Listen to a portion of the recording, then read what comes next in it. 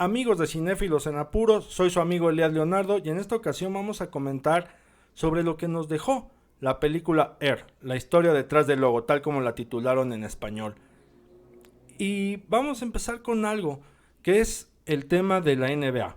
La historia de la película nos sitúa en 1984. El tema es sencillo, es el momento crucial en que Nike ficha a Michael Jordan para patrocinar su calzado cuando este inicia su carrera profesional con los Toros de Chicago. Le gana la carrera a Adidas y a Converse y bueno, alrededor de eso gira la trama, que parece sencilla, o sea, tal como se lo estoy contando parece sencillo, pero es complejo contar una película así, sobre todo porque implica una gran atención en la narrativa y eso lo logra Ben Affleck, pero no vamos a ahondar en ello, sino en lo que nos dejó la película. ¿Y por qué decía de la NBA? Bueno, hay una secuencia especial en la cual vemos al personaje que interpreta Matt Damon, que es Sonny Vaccaro, en la cual discuten acerca de a cuál jugador quiere patrocinar Nike. Vemos una pizarra en la cual tienen nombres apuntados de futuras promesas del baloncesto, y entre esos nombres están John Stockton, Hakeem Olajuwon, Sam Perkins, Charles Barkley. Probablemente a algunos no les suenen esos nombres, pero a otros sí. Y hacia eso va, ¿no? Hacia eso también va la película y nos lo deja como, no de tarea, sino de motivación para quienes formamos parte de una generación que descubrimos y nos fascinamos con la NBA en la década de los 90, sobre todo a mediados y hacia finales, cuando por televisión abierta, recordemos que Televisión Azteca transmitía los partidos de aquella época, de aquel periodo. Bueno, nosotros aprendimos a fascinarnos gracias a estos nombres que vemos ahí en la película. A John Stockton con el Jazz de Utah, a Hakeem Olajuwon con los Rockets de Houston, a Charles Barkley con los Soles de Phoenix, por ahí surgieron también Patrick Ewing con los Knicks de Nueva York y evidentemente Michael Jordan con los Toros de Chicago. Pero la película lo situó en 1984 como apenas jóvenes promesas, y es donde viene una frase importantísima que dice Vaccaro, este personaje de Matt Damon, cuando él también está convencido, está sumamente convencido de que el básquetbol es el futuro, o el futuro es el básquetbol, y no se equivocó. O sea, esas palabras que pronuncia en 1984, muchos como yo de mi generación, 10 años después, una década posterior, lo vimos hecho realidad.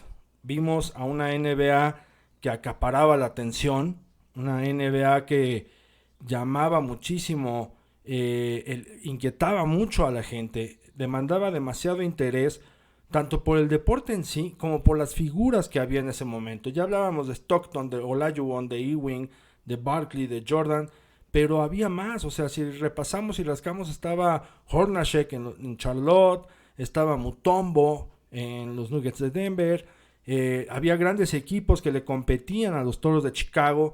Recordemos a Orlando Magic, los Lakers, los Rockets de Houston, los Knicks de Nueva York, los Soles de Phoenix, en fin, o sea, había grandes partidos, había grandes batallas y sobre todo grandes atletas, ¿no? O sea, Michael Jordan sí, sobresalió, dominó, arrasó, pero a su lado estaba un Scottie Pippen que también era una delicia verlo jugar.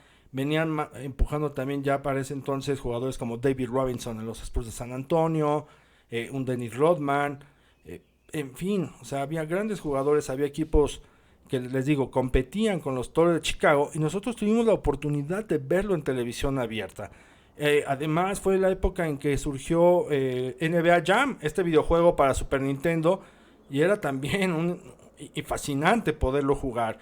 En algunos casos, quienes tenían los recursos al alcance para poder adquirir los famosos Air Jordan, bueno, era también un boom el poder contar con ese calzado.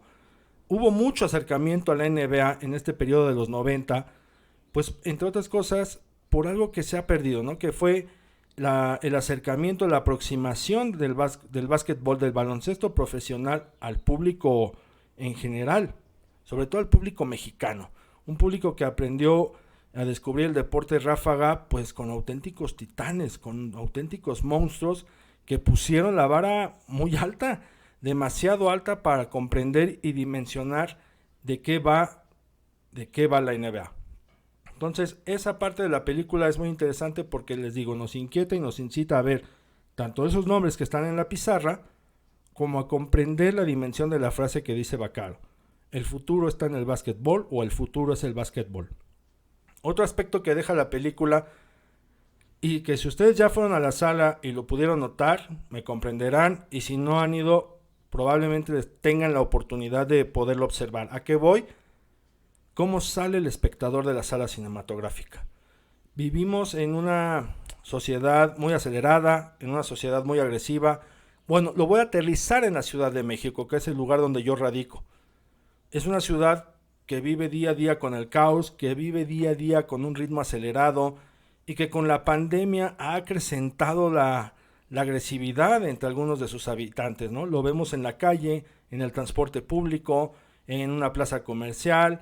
Nos hablamos mal, nos miramos mal, estamos buscando broncas por todo. Si a eso le agregamos que actualmente hace un calorón que pone de malas a cualquiera, peor aún. Entonces, con este ritmo tan caótico que traemos los chilangos, pues lo menos que queremos es entrar a una sala de cine a estresarnos. Y bueno, generalmente nos estresamos porque nunca falta quien nunca quiere apagar el teléfono celular, o quien se está poniendo a mandar mensajes, en fin. Bueno, y lo único que quieres ver, pues es una película que te distraiga de la realidad, que te saque, ¿no? Que te saque de esa rutina tan estresante que llevas en tu cotidianidad. Y Air lo tiene. A mí me tocó entrar a una función llena, voy a poder decir así, lleno, donde la gente salió satisfecha de ver lo que vio. Salió con una sonrisa en la cara.